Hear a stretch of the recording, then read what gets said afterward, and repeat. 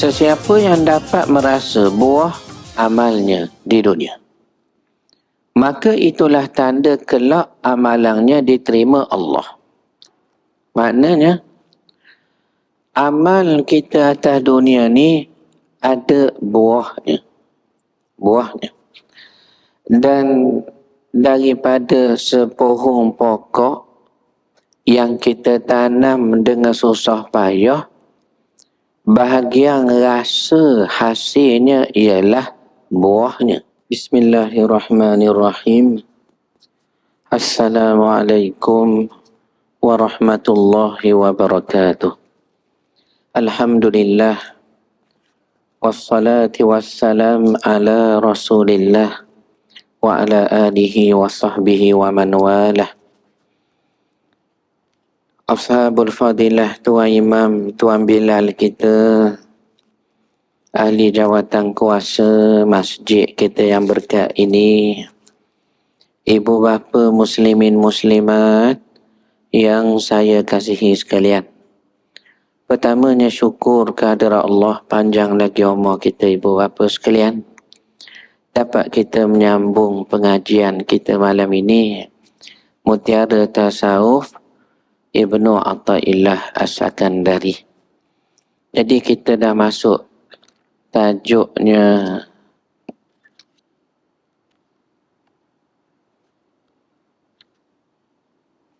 penerimaan amalan.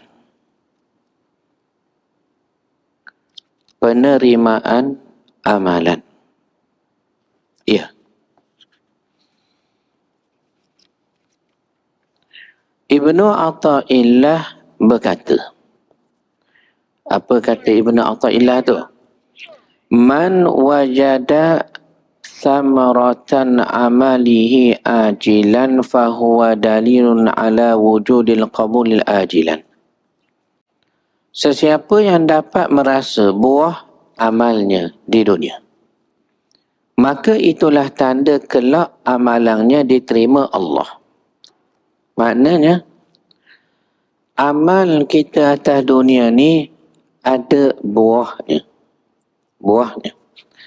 Dan daripada sepohong pokok yang kita tanam dengan susah payah, bahagian rasa hasilnya ialah buahnya.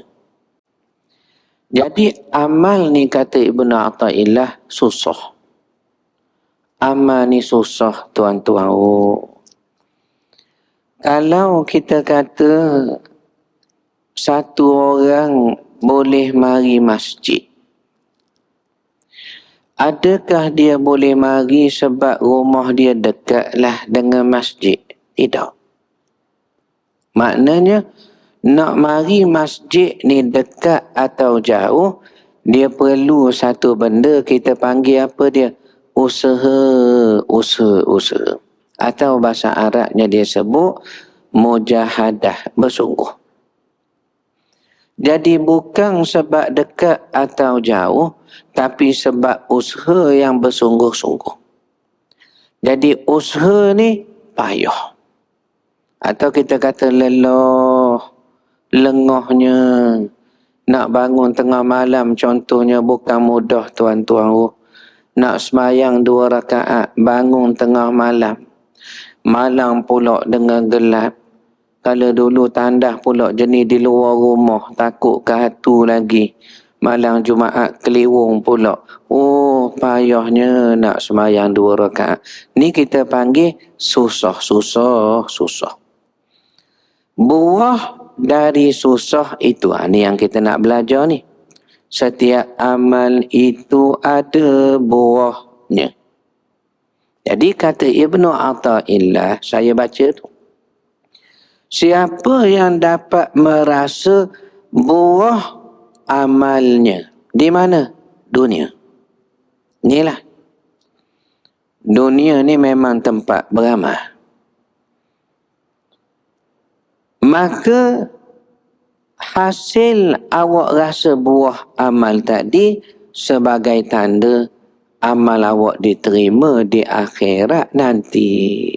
Baik. Maknanya Nak tahu amal kita diterima ke tidak, katanya tasawuf, awak sempat tak rasa buah amal? Apakah buah amal? Tu je soalan dia di situ saja. Apakah buah amal? Silalah jemaah sekalian, jawab soalan mudah ni. Termasuk jemaah di belakang sana yang buka puasa tu pun jawab. Apa dia buah amal? Buah amal ni merasa manis dalam beramal. Tu dipanggil buah. Buah ni kan manis, molek, segar, sedap. Tuan-tuan rasa sedap tak beramal? Satu. Tuan-tuan rasa lazat tak beramal? Dua.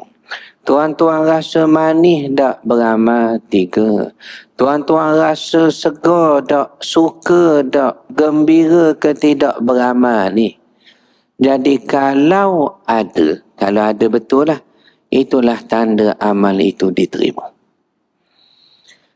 Kata Buya Hamka,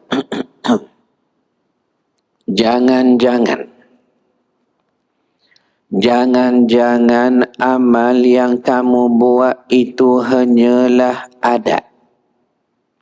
Ulang sekali lagi ya. Semayang kita ni adat. Puasa ni dekat nak masuk puasa sebab tahun lepas puasa, tahun sebelum tu puasa, orang ramai pun puasa, maka kita pun puasa. Ni adat ni. Jadi sesuatu benda kerana adat ialah kerana tabiat, bukan sebab lazat ataupun sebab istilah tasawuf sebutnya makrifat kepada Allah. Makrifat pada Allah. Ya. Syekh Zarruq, siapa Syekh Zarruq ni? Satu tokoh tasawuf yang datang terkemudian dari Ibnu Atha'illah. Beliaulah yang menghuraikan kitab Al-Hikam Ibnu Atha'illah itu. Maknanya ulama kemudian yang mari mengambil berkat, menumpang berkat Ibnu Atha'illah dengan cara tolong syarah, tolong hurai kitab Al-Hikam. Ramai. Antaranya Syekh Ahmad Zarruq, satu. Lagi Ibnu Ujaibah, dua. Lagi Abdul Wafat Taftazani, tiga. Lagi banyak tuan.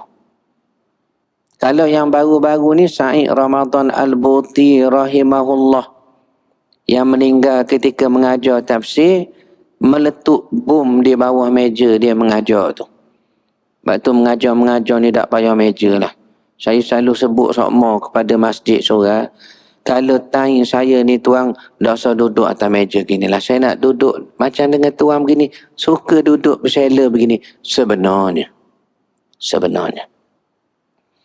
Dan suka lagi kalau mengajar, duduk bawah jemaah dekat.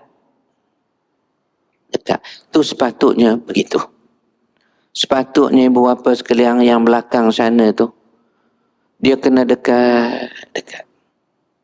Sepatutnya begitu. Tapi tak apalah.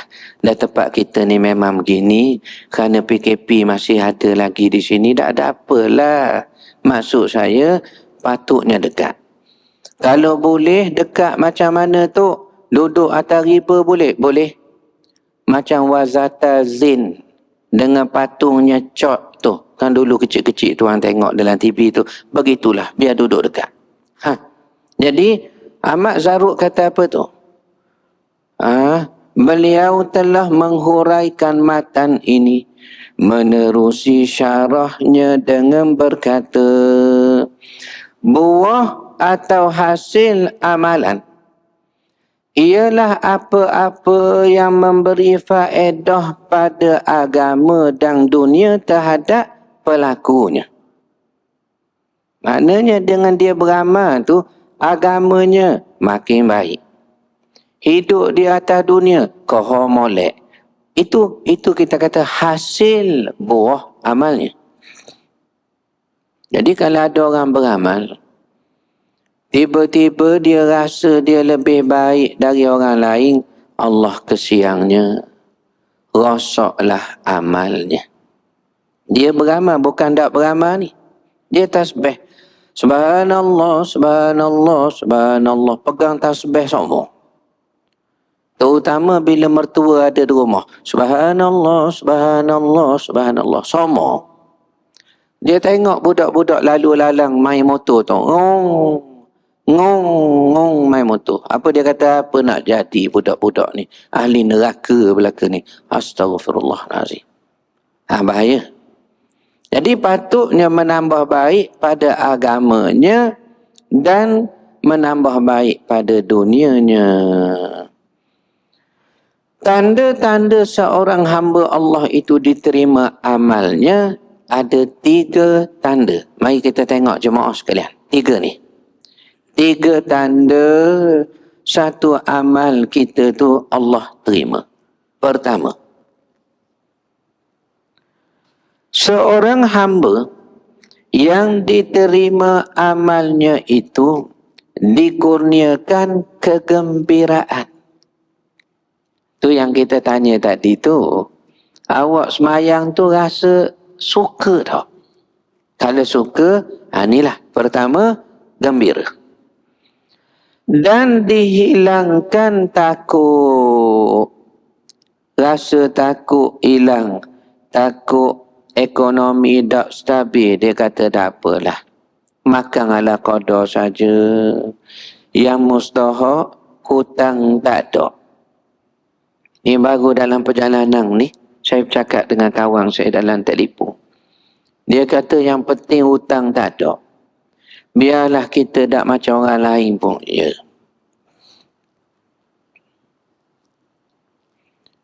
Satu wawancara dengan Tang Seri Syed Mukhtar Al-Bukhari. Dulu Tan Sri ni pernah JAKIM pilih sebagai tokoh Ma'al Hijrah. Jadi dalam wawancara tu saya dengar. Orang tanya apa dia? Tan Sri minat tak rumah-rumah? Dan minat tak kereta-kereta? Kan biasa orang-orang PT banyak koleksi dia, begitulah. Macam kita yang PT tak ada ni, koleksi burung tekukul Jawa, burung titik, tu sajalah sebab kita tak ada PT. Orang ada PT ni tuang, hobinya macam-macam lah. Dia tak bela kucing macam kita dah. Dia bela iguana, ular sawa, pelik-pelik, jaguar, tu mau. Ya. Saya pergi ke Johor. Mantan Mufti Johor, Ayanda Datuk Tahrir Samsudin, dia kata, Tok, mari kita tengok kolam buaya tuanku. Kolam buaya almarhum Sultan Iskandar. Lebih kurang 300 ekor buaya dalam kolam tu. Saya pun tengok buaya. Buaya ni tuang sama je. Buaya Batang Lupa ke, buaya Sungai Semenyih, sama je. Tapi, itulah kata ya. Bila pitih banyak ni, mainan kita tak sama macam orang lain sangat dah. Kita bela buaya, bela rimau, bela gajah, bela macam-macam. Ya. Ya. Jadi, hilang rasa takut, duka cita. Dan Seri kata minat juga kereta dan minat juga rumah. Tetapi kalau kereta banyak pun, berapa kereta kita nak naik sekali naik. Dan kalau pun rumah banyak, berapa rumah kita nak tidur sekali tidur? Satu juga. Satu juga. Jadi maknanya betul lah. Orang kaya, orang miskin, dia makan pun di pinggang, minum di cawan. Katanya Allah yarham S. Samsudin tu dalam 3 Abdul tu, betul lah. Makan di pinggang, minum di cawan. sama sahajalah kita ni tuan. Bila saya buat contoh-contoh lama tu, baru nampak jemaah segar belaka tu ya. Segar belaka tu. Ya.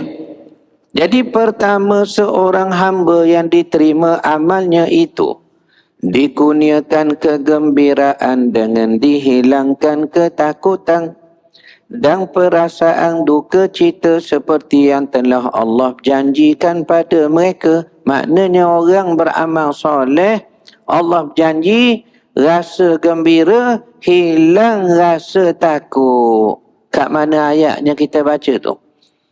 Ala inna awliya Allahi la khawfun alaihim wa la hum yahzanun alladhina amanu wa kanu yattaqun lahumul bushra fil hayatid dunya wa fil akhirah la tabdila li kalimatillah dzalika huwal fawzul azim. Apa maknanya tu? Ingatlah, sesungguhnya wali-wali Allah itu tidak ada takut dan tidak bersedih. Orang-orang yang beriman, mereka itulah wali-wali Allah. Dan mereka selalu bertakwa takut kepada Tuhan. Maknanya, dia takut pada Tuhan lebih dari takut kemiskinan. Dia takut pada Tuhan lebih dari takut kemiskinan.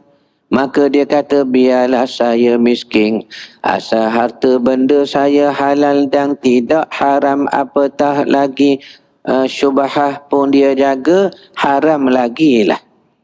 Ada hadis Nabi SAW sebut, la yablughul mu'min darajatal muttaqina darajatal muttaqina hatta yada'a ma la ba'sa bihi makhafatan ma ba'sa bih, atau kama qala Nabi SAW. Tidak mencapai darjat orang takwa sungguh-sungguh bagi satu orang mukmin. Kita ni mukmin dah, cuma nak kata takwa belum tentu lagi.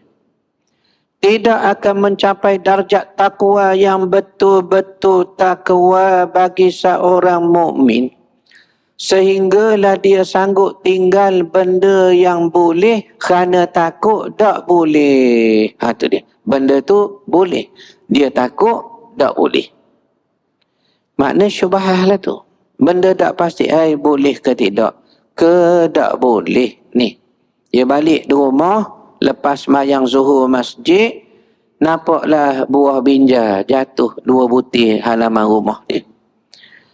Memang pokok binja dia ada. Tapi dia pun ingat juga, jiran sebelah tanam pokok binja juga. Dahangnya terjulur lepas pagar rumah dia. Dia kata apa dia? Entah binja saya ke binja orang sebelah ni. Binja ni halal?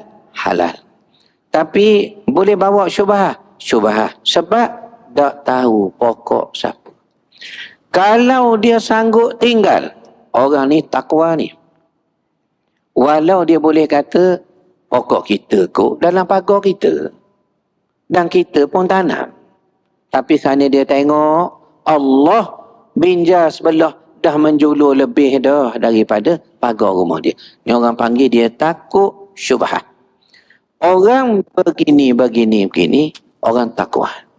Kerana Nabi kata, tidak akan jadi takwa walaupun awak mukmin sehingga awak sanggup tinggal benda boleh tapi takut tak boleh. Benda ni boleh. Boleh jadi hak saya. Hak saya lah ku, kata dia. Tetapi, jangan-jangan. Tu yang dikatakan menjadi takwa kerana dia takut. Lalu kalau benda syubhah pun dia tinggal, benda haram, lagilah dia tinggal. Benda haram ni banyaklah tuang. Toto, lagi todi, lagi samsu, banyaklah benda-benda hak mabuk tu. Ya. Jadi orang begini Mereka mendapat berita gembira dalam dunia, yakni apa yang dia lalui atas dunia selalu ada panduan hidup kerana hatinya sudah ada takut.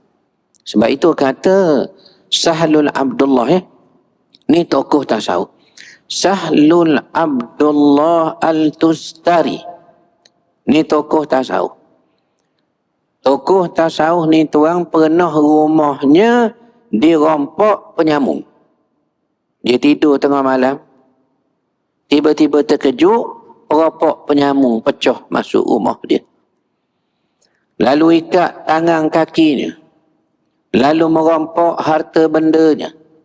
Bila ropok, sebelum penyamung perampok ni keluar dari rumah dia, perampok penyamung ni pergi dekat dengan dia lalu berbisik pada dia. Apa dia bisik?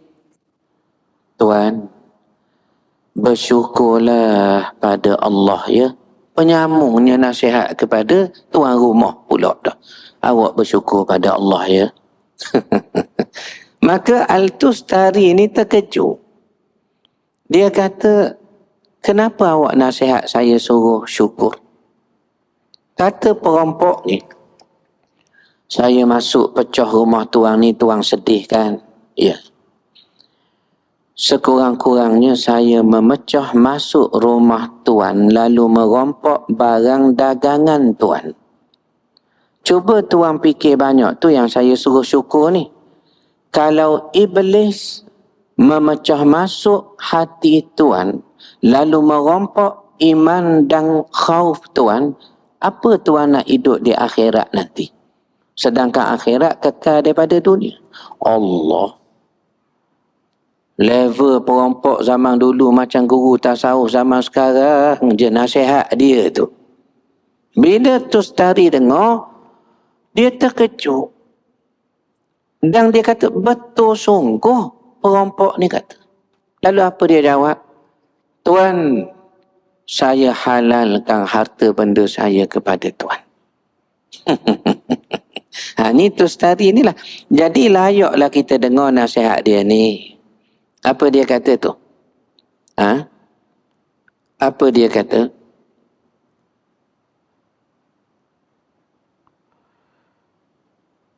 Bagi mereka ada berita gembira di dunia.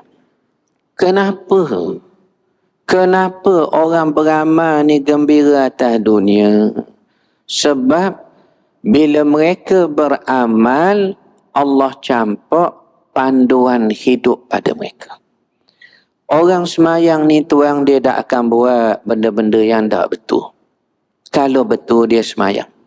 Dalam khutbah wilayah persekutuan, saya tak tahulah khutbah Selangor ni kerana saya banyak membaca khutbah wilayah.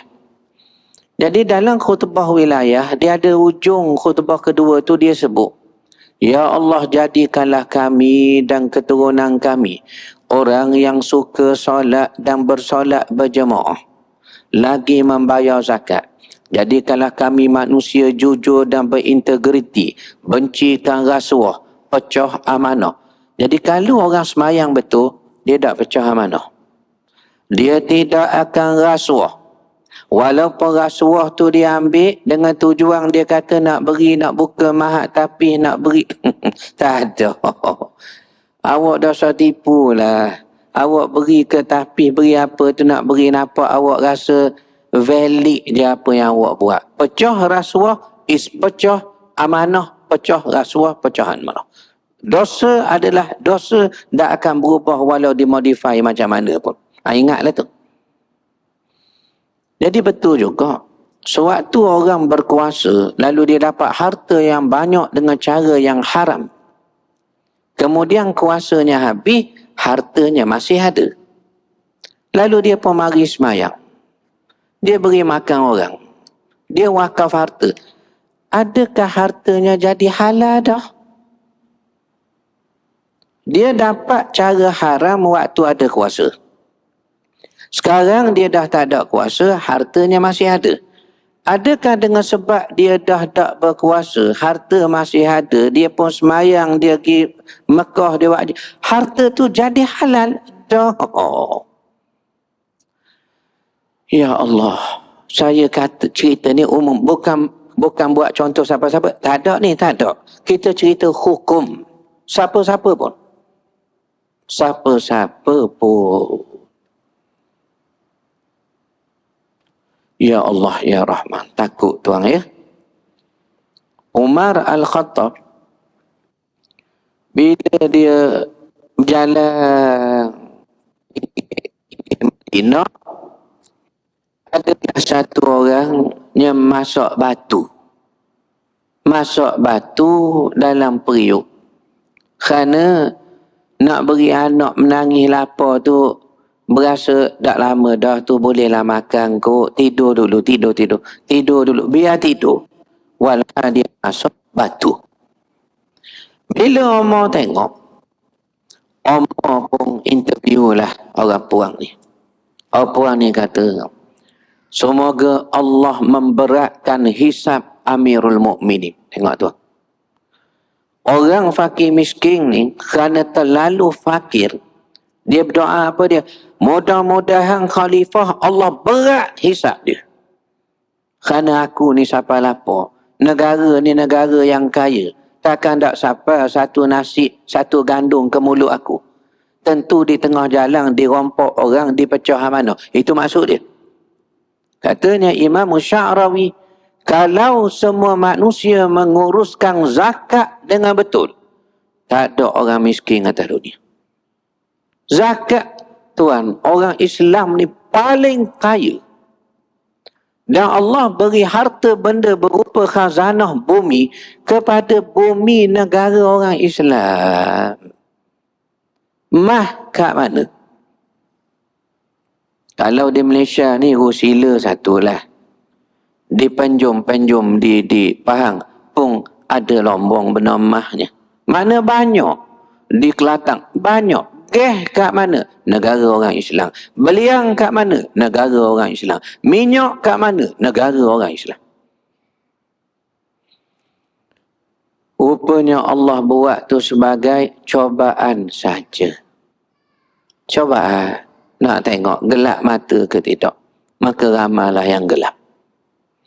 Kalau orang besar pun gelap dengan cara besar, maka pimpinannya yang kecil gelap dengan cara kecil.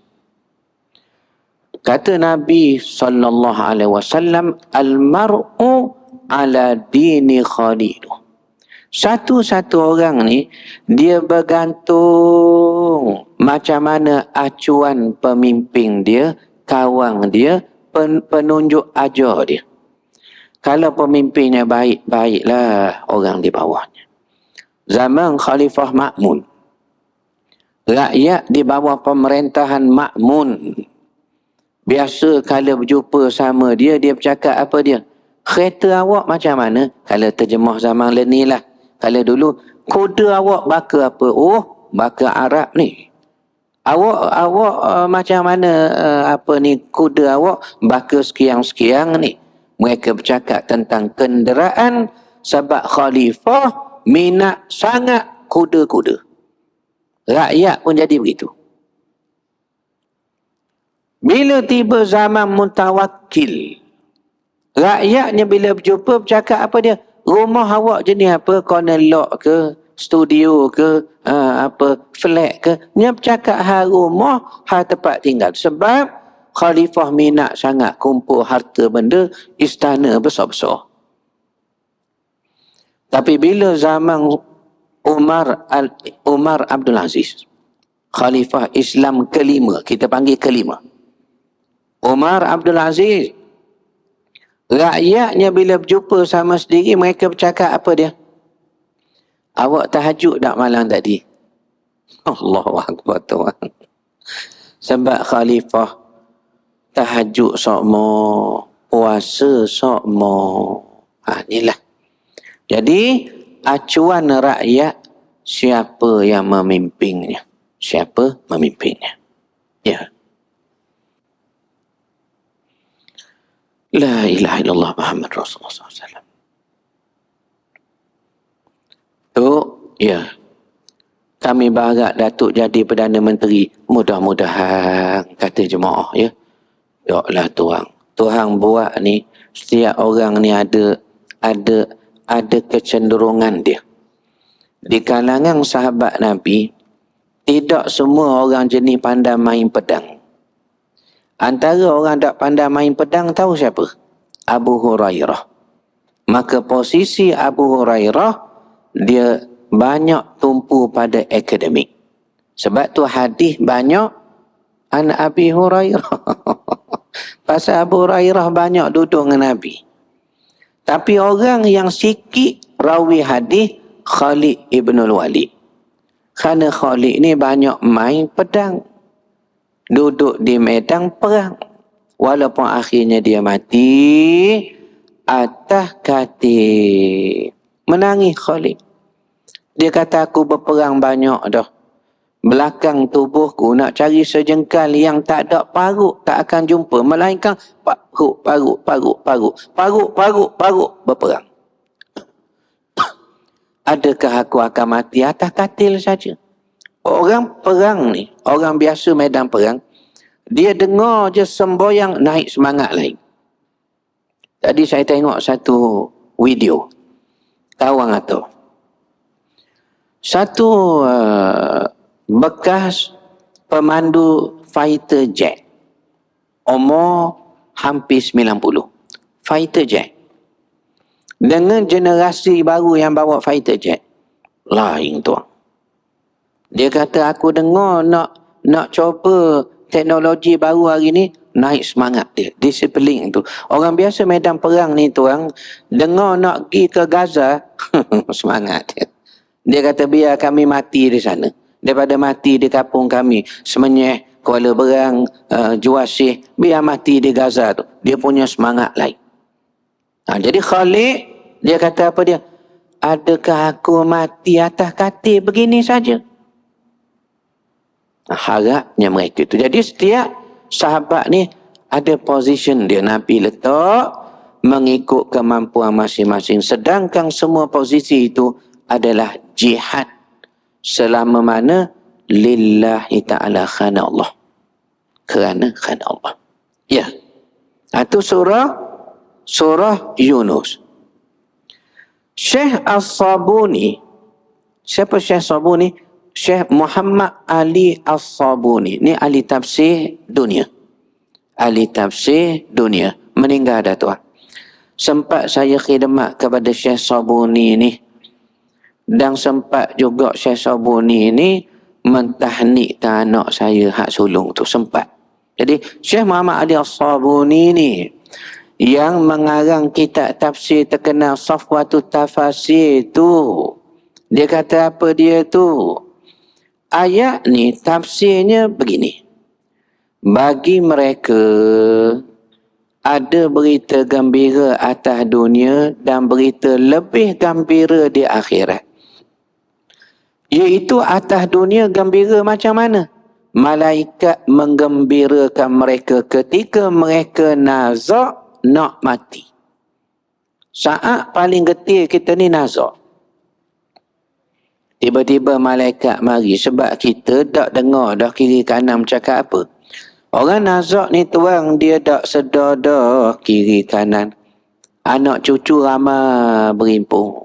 Duduk di kaki, picit betih, uruk dada. Ramai. Dia tak sedar dah. Dia sedang berinteraksi dengan satu alam sakarat. Sakarat ni mabuk. Tapi terjemah mudah, ambang.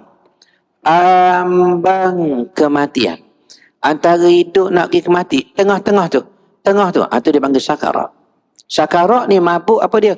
Walau kalau tuang boleh tengok dunia pun, tuang tak ambuh dah dunia.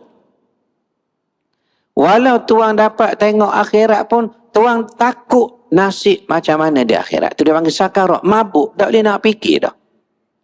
Nazak. Sedangkan nazak ni maksud dia rentap. Dia rentap. Nazak. Orang Terengganu panggil senjoh. Senjoh. Nya senjoh, nya rentap. Ya. Jadi waktu tu kita tak sedar dah apa semua orang mari. Hanya kita berinteraksi di ambang sakarat. Yang boleh si mati, hak bakal mati nampak apa dia? Malaikat. Malaikat dibuat dari nur. Nampak nur tu mari. Tiba-tiba malaikat mari muka molek. Dia kata, Ustaz, tak apa Ustaz, tak usah susah. Ustaz molek-molek saja, tenang saja. Semayang Ustaz pun ada, puasa Ustaz ada, sedekah Ustaz ada tu. Jadi kita pun tentera molek. Tentera molek. Ini dia kata, ayat ni menggambarkan atas dunia Allah beri khabar gembira bila? Waktu nak mati. Dan di akhirat pun Allah beri gembira, Allah balas syurga yang kekal. Inilah kemenangan yang besar. Jadi pertama dia kata, syarat ataupun tanda orang diterima amal, dia rasa suka beramal. Kedua, tanda amal kita diterima juga, apa dia sebut? Allah zahirkan dalam hati dia khilafah.